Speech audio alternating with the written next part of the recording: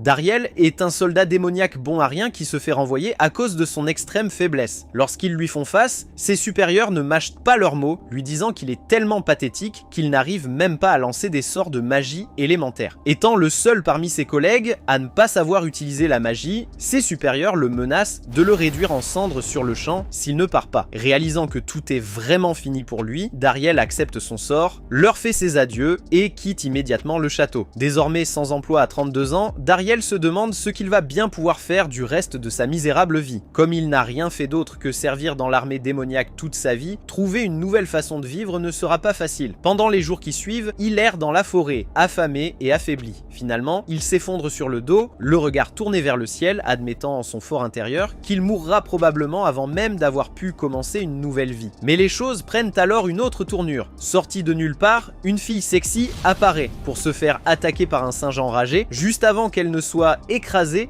Dariel se jette dans la bataille, marmonnant que même s'il n'est qu'un loser sans pouvoir, c'est son devoir de soldat de protéger une dame. Il se dit que n'importe quel démon digne de ce nom doté de magie pourrait vaincre le singe en un clin d'œil. Mais comme il ne sait pas utiliser la magie, il devra se battre à l'ancienne. Dariel charge, mais la faim affaiblit son corps et il titube maladroitement juste devant la bête. Le singe le projette alors sur le côté comme une poupée de chiffon. Allongé sur le sol, Dariel aperçoit un couteau de poche.